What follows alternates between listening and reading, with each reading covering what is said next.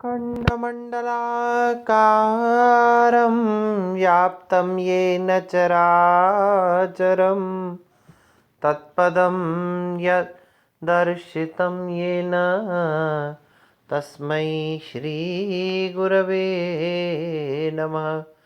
तस्मै श्रीगुरवे नमः।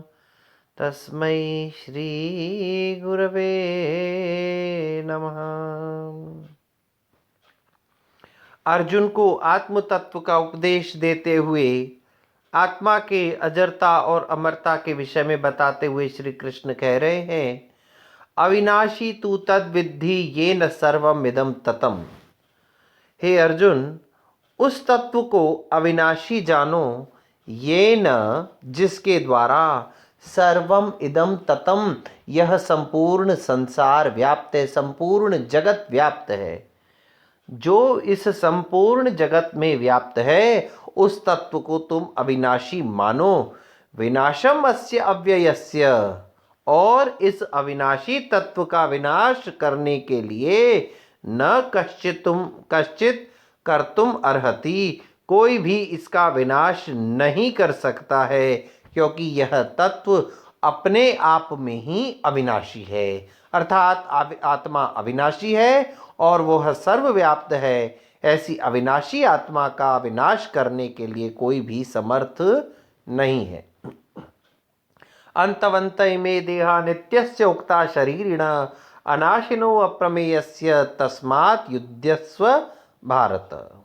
हे भरतवंशी अर्जुन, अनाशिनो अप्रमेयस्य शरीरिणः, इस अविनाशी और अप्रमेय शरीरी अर्थात आत्मा। देखिए, पिछली बार भी हमने बताया था, अमेरिका में रहने वाला क्या कहलाएगा? अमेरिकी।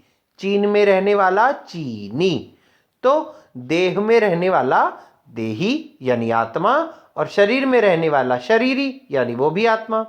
तो इस अविनाशी और अप्रमेय आत्मा के अंतवंत इमे देहा नित्यस्य उक्ता, इस नित्य अविनाशी और अप्रमेय आत्मा के जो शरीर हैं, अंतवंत देहा उक्ता, आत्मा के जो देह हैं वो अंतवंत कहे गए यानी अंतवान कहे हैं। यह आत्मा तो अविनाशी है, नित्य है और अप्रमेय है, किंतु यह जिस देह में निवास करती है वह नाशवान है। तस्मात् युध्यस्व भारत, इसीलिए हे भरतवंशी अर्जुन, तुम युद्ध करो, क्योंकि अगर तुम इस आत्मा को मारोगे तब भी मरेगी, और अगर तुम इस शरीर को मारोगे तब भी यह आत्मा नहीं मरने वाली, और इसको अगर ना भी मारा जाए तो भी शरीर तो नाशवान ही है, वह एक न एक दिन तो नष्ट होगा ही। यश एनम वेति हंतारम यश्च एनम मन्यते हतम उभौ तौ न विजानीतो नायम हंति न हन्यते। अरे अर्जुन सुनो, यह एनम वेति हंतारम, जो इस आत्मा को हंता अर्थात मारने वाला मानता है, यश्च एनम मन्यते हतम, और जो इस आत्मा को मरा हुआ जानता है। एक तो मारने वाला मानता है, दूसरा मरा हुआ मानता है। उभौ दौ न विजानीतो, वो दोनों ही इस आत्म तत्व को नहीं जानते हैं। नायम हंति न हन्यते, न यह आत्मा मरती है न मारी जाती है, न किसी को मारती है न किसी के द्वारा मारी जाती है।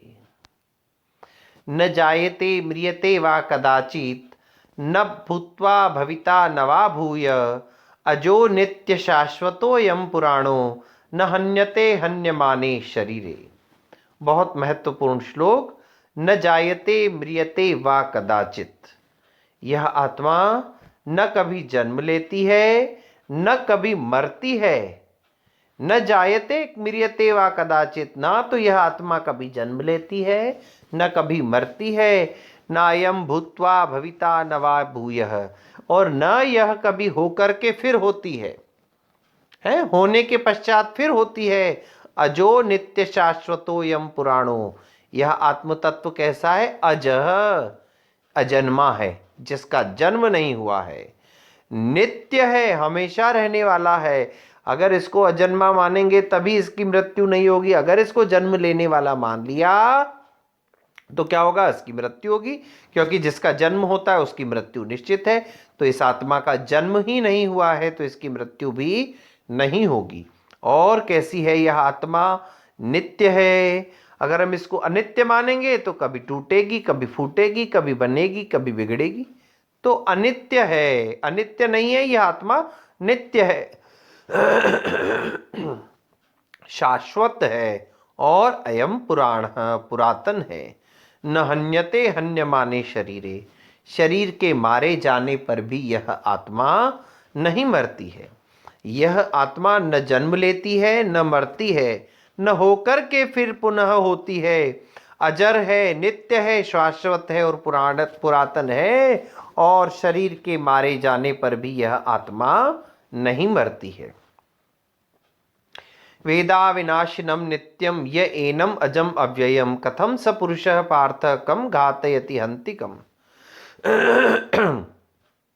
य एनम अजम अव्ययम नित्यम अविनाशिनम वेद, जो इस आत्म तत्व को, आत्मा को अविनाशी, नित्य, अज और अव्यय मानता है या जानता है।